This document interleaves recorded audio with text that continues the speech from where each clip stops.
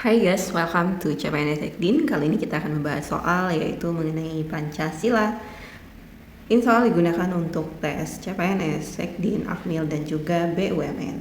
Langsung dimulai dari soal yang pertama. Perhatikan makna nilai berikut. Kalau sudah tahu soalnya panjang seperti ini, kita langsung ke soalnya aja.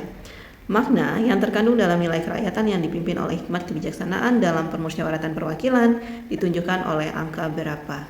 Kita harus tahu ini merupakan Pancasila keberapa. Kerakyatan yang dipimpin oleh hikmat kebijaksanaan dalam permusyawaratan perwakilan merupakan pengamalan sila keempat. Bunyi dari sila keempat yang diamal. Pengamalan dari sila keempat itu ditunjukkan oleh angka mana? Kita lihat satu. Pengakuan bahwa rakyat Indonesia adalah pemegang kedaulatan tertinggi dalam negara. Nah, ini merupakan mengamalkan sila keempat, berarti poin 1 benar.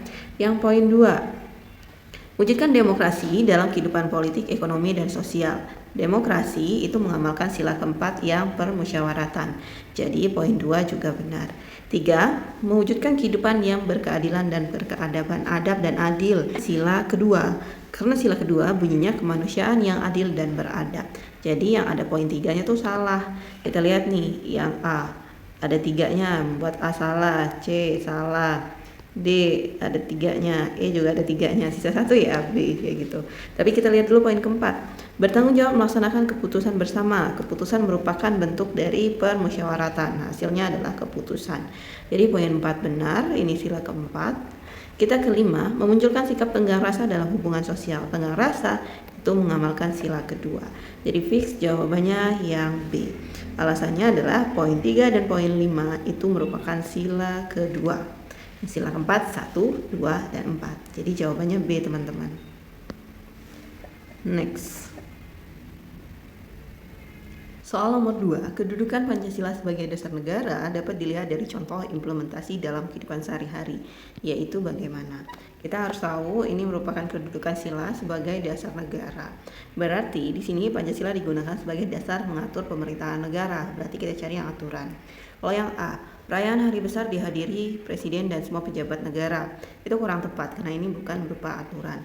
Yang B, presiden menghadiri undangan pesta perkawinan anak ketua MPR.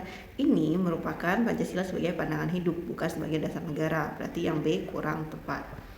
Yang C, warga negara dimungkinkan mengajukan uji material terhadap undang-undang. Ini berupa aturan. Sesuai nggak aturan ini dengan dasar negara? Kita simpan dulu yang C. Kita lihat dulu yang D.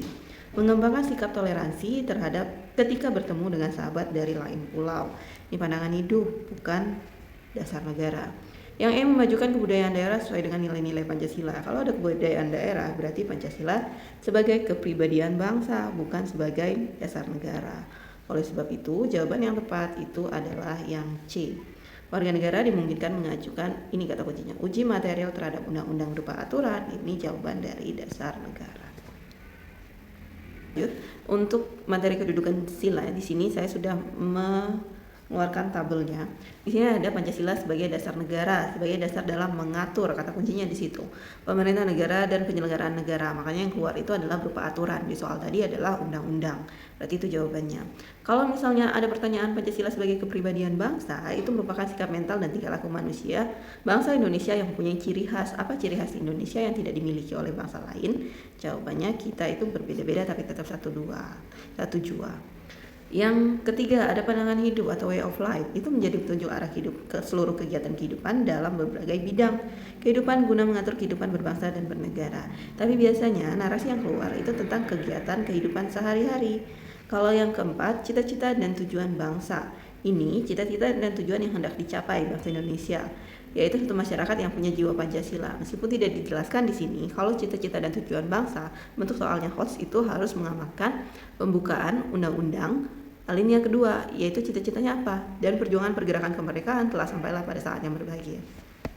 Negara kita itu adalah merdeka. Tujuannya apa? Yang ada di alinea keempat, UUD 45, yang mencerdaskan kehidupan bangsa, ikut melaksanakan ketertiban dunia, melindungi segenap bangsa Indonesia dan seluruh tumpah darah Indonesia. Itu adalah tujuannya. Nah, perjanjian luhur bangsa itu merupakan janji merupakan kesepakatan dan perjanjian serta konsensus bangsa Indonesia sebagai dasar negara. Tadi kan nggak ngomongin ini ya, tadi ngomongin dasar negara, makanya keluarnya aturan. Seperti itu penjelasan singkatnya. Kita ke soal selanjutnya. Di sini ada soal, dimensi fleksibilitas merupakan salah satu aspek terkait dengan Pancasila sebagai ideologi terbuka. Maksudnya adalah apa? Kita harus mengerti dulu fleksibilitas itu apa. Fleksibel itu dapat dikembangkan atau disesuaikan dengan tuntutan atau dapat berubah. Contoh, air itu bentuknya menyesuaikan tempatnya, berarti air itu sifatnya fleksibel. Tapi kan yang di sini yang dibahas adalah Pancasila. Kita lihat, yang A mengandung cita-cita yang ingin dicapai itu bukan fleksibel. Yang B, yang terkandung di dalamnya harus berdasarkan nilai yang ada di kehidupan masyarakat. Ini bukan fleksibilitas, tapi realitas. Berarti jawaban B bukan. Yang C mencerminkan kemampuan sebuah ideologi untuk menyesuaikan diri dengan perkembangan yang ada di masyarakat. Menyesuaikan diri itu merupakan sinonim dari fleksibel. Jadi jawabannya yang C. Tapi kita lihat dulu yang D. Mudah dipengaruhi tanpa adanya pemilahan. Tidak ya, bukan fleksibel. Yang E, Pancasila dapat diubah kapanpun oleh rakyatnya. Kamu harus tahu Pancasila nggak bisa dirubah. Yang bisa dirubah itu apa? Atau kita mengatakan perubahan itu adalah amandemen, itu UUD. Kalau Pancasila itu sifatnya abadi. Nah, ini merupakan dimensi dalam Pancasila. Di sini dikatakan fleksibilitas. Ada 3 dimensi di Pancasila. Yang pertama idealitas, yaitu bahwa suatu ideologi perlu mengandung cita-cita yang ingin dicapai dalam berbagai bidang kehidupan berdasarkan ide, kayak gitu. Bukan omongan belaka. Yang kedua ada realitas, artinya bahwa nilai-nilai ideologi itu bersumber dari nilai-nilai yang real dan hidup di dalam masyarakat. Atau pilihan yang B ini adalah realitas. Berhubung yang ditanya adalah fleksibilitas, jadi jawabannya yang C. Oke? Kita ke soal terakhir. Pancasila merupakan filter bagi bangsa Indonesia di era globalisasi. Pertanyaannya, manakah yang bukan maksud dari perannya hal tersebut? Jangan terkejoh, di sini yang ditanya yang bukan. Maksudnya era globalisasi, Pancasila akan menjadi filter yang sangat kuat untuk menangkal pengaruh buruk globalisasi.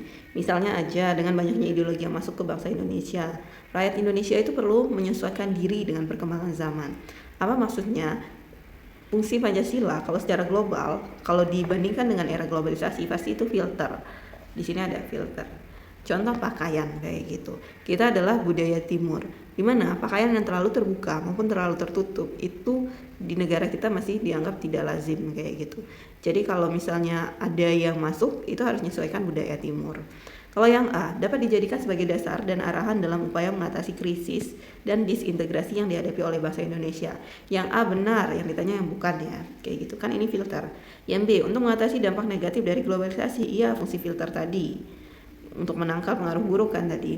Yang C untuk pedoman dalam menghadapi era globalisasi. Jawabannya benar yang C. D, saat kita hidup di era globalisasi kita harus berpedoman kepada Pancasila. Iya, karena nilai-nilai kamu baik atau buruknya sebagai warga negara Indonesia itu berdasarkan nilai-nilai di dalam Pancasila. Yang E, dengan pengaruh globalisasi maka akan memajukan teknologi Indonesia. Ini kurang tepat.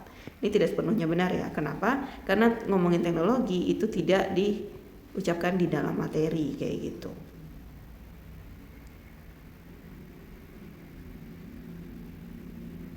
Oke, jadi kesimpulannya jawabannya yang E.